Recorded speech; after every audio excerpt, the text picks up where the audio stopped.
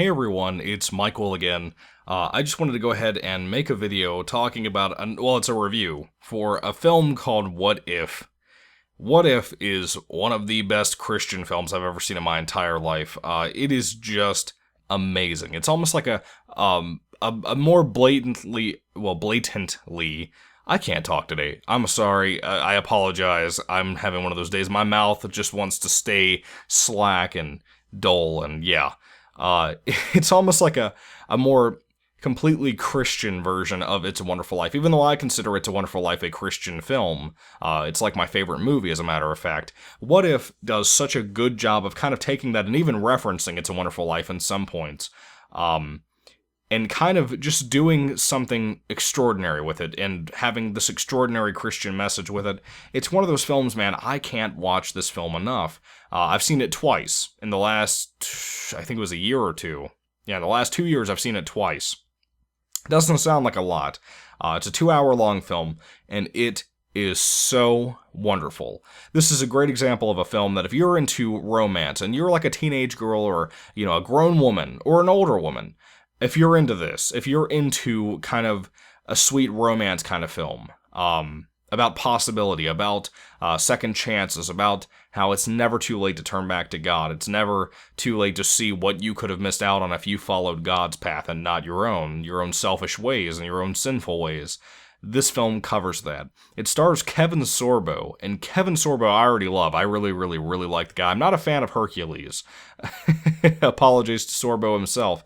But he has clearly proven to me, not only with this film, but with God's Not Dead, that he's an amazing actor. He is just outright talented. He's one of those actors like Bruce Marchiano and another cast member in this particular film, John Ratzenberger, I think that's how you say his name. He's clearly proven to me that much like those other two that I mentioned, Kevin Sorbo is incredibly talented. He's just one of those people that really does shine through in the films that he pops up in. I've been trying to find like every Christian film I can find with Kevin Sorbo in it. There's a couple on Netflix. And like I said, if you haven't seen God's Not Dead, he is extraordinary in that. That might be like his most powerful performance I've seen other than this particular film. What If he plays a character named Ben Walker, who's very much like the what's the character's name from It's a Wonderful Life? I don't even remember the character's name. I'm sorry. You see how long it's been. I haven't watched that since Christmas. I still can't remember the names. I'm really bad with names in real life. Never bad with faces, but I'm always bad with names and topics that we've talked about, and whether we've talked about certain topics before. Very bad about that. Anyway, in this particular film, he plays a man at the very beginning of the film that is a guy that's, studying the Bible, and he wants to be a minister someday. He has this wonderful lady named Wendy that he's been kind of dating and whatnot. He tells her he has to go on this, some kind of business trip or something for about, I think it was 8 months. I don't know if it was 8 weeks or 8 months. I'm pretty sure it was 8 months, though. Then we cut to 15 years later. He left the Bible by accident. I think it was by accident more so, that she had given him at the bus station before he had to leave. And he accidentally left that there, but he never came back. For some reason, he just kind of separated himself from her. Like a lot of long-distance relationships, it just kind of fell apart over that time.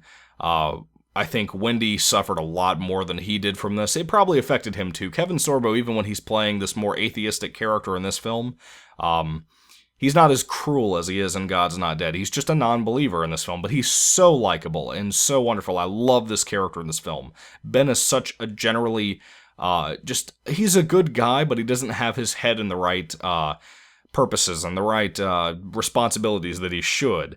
Well, he ends up, and he gets an invitation 15 years later when he's this big business guy, to meet up with Wendy, since she'll be in town for something. She's going to be speaking at this tiny little church in her, I think it was her old neighborhood or something. I think he used to go to this particular church too before he went on that big bus ride thing and kind of turned into an atheist. The thing with this film is that we never really see how he fell away from Christianity and God, aside from greed and slowly following just kind of too far into his dreams, and, he didn't even become the minister anymore. He became like a big business guy.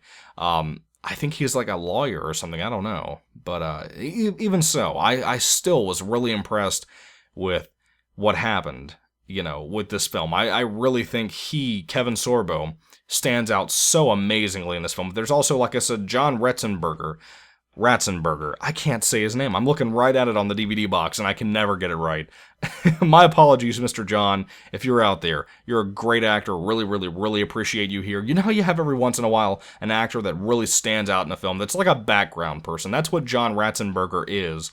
Basically, he is an angel that was sent by God, who he calls the boss man quite often. As a man that's dressed up like a mechanic, he's a grease monkey, to take Kevin Sorbo, Ben Walker, back into an alternate reality, basically, of where he had, instead of getting on the bus that day 15 years previous, he stayed. And it makes me want to cry talking about it, because it's so sweet watching him generally fall in love with this family that he never had, and wanting this family. He has 2 daughters named Kimberly and Megan. He has to remember their names. He has all these trials he has to go through. It turns out that he's the pastor at the church next door, that Wendy was going to meet him at, by the way. Before he got in the situation where the angel took him back in time, or almost to an it was more of another reality than back in time, arguably even into the future. And it was just such a sweet, sincere film. My mom hadn't seen this film before, and I made her watch it with me, and she loved it. It is such just a sweet, jokingly fun movie. That's what it is. It's fun. It has a beautiful soundtrack. It's basically kind of like the same couple of songs used over and over again. There's some other ones that are mixed in there. But that opening song at the bus stop is just... it's so good. It's amazing. It fits with this film. The film itself makes me cry when I watch it. I'm going to be honest with you. I almost broke down just a minute ago, just trying to tell you that phrase. You see how totally just speechless I am about this film. That's what it does to you. It kicks your legs out from underneath you. It's a film that plays around with your heartstrings, but it does it in a sincere way. It's not the kind of film that people can just kind of push off and say it's just a completely religious film. Yes, it has religious elements to it, but it has such a wonderful message. It is such a powerful movie, and I don't know why people don't appreciate this movie more than, most people seem to. Secular or not, Christian or not. I don't know why so many people don't seem to like this movie.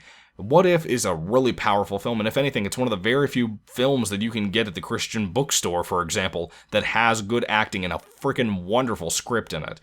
It's just... It's powerful. That's the best word to use to try to describe this particular film. I love watching the character of Ben kind of change. I love the ending to the film. Will rip your heart out. If you don't start crying, or at least tear up at the end of that film, I don't think you have a heart, to be honest. And praise God for just this wonderfully talented group of people that put this amazing film together. I'm so happy with it. I'm so just amazed by it. And it even has like a 5-star rating out of the Dove Foundation, if you're familiar with them. They gave it like a 5 out of, I assume their highest rating is a 5, but they gave it a 5 here. It's just so impressive. It's so good. If you haven't seen this film, you really need to. Even down to the 2 actresses playing the daughters, Megan and Kimberly, are incredible.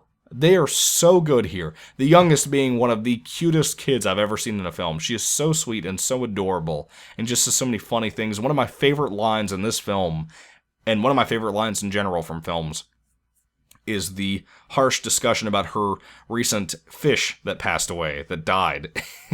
And her dad, Kevin Sorbo, who at this point hasn't really clicked with the kids yet, and he's kind of like, I'm not your dad, I'm not the Ben Walker that you think I am. He tells the little girl, maybe the fish died, something along the lines of, maybe the fish didn't praise Jesus the way he was supposed to. The little girl starts crying and gets up from the table and says, "Mommy, my fish is in hell," and just walks out of the room. It's so cute. It's not an outright comedy, but it is a feel-good movie. If you know what a feel-good movie is, it has comedy to it, it has some dark times, it has quite a few tears in there, quite a few serious moments, and I would argue this film is more serious than it is comedic, and sometimes it can kind of get lost in between the two, I think. A lot of people might not love and cherish the film the way I do, but I think it is one of the best Christian films I've ever seen in my entire life. Just completely, wonderfully godly in ways. I think it's just amazing. Just outright, I think the best thing about the film are the performances and the screenwriting. I think they're just outright amazing. The directing is pretty great here. I really like it.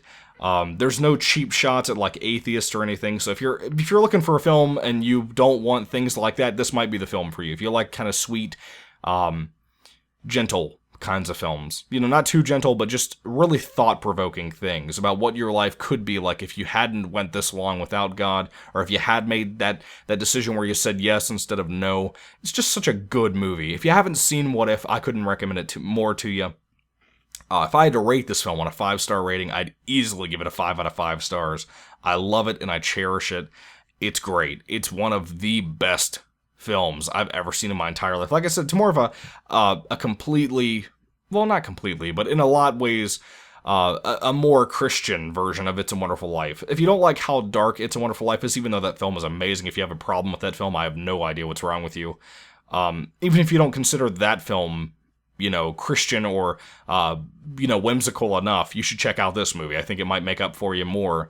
Kids might like this more if they watch. I don't think kids are completely going to love this, but I think they might like it more than It's a Wonderful Life, because It's a Wonderful Life is so old and kids really can't get into films like that, it seems.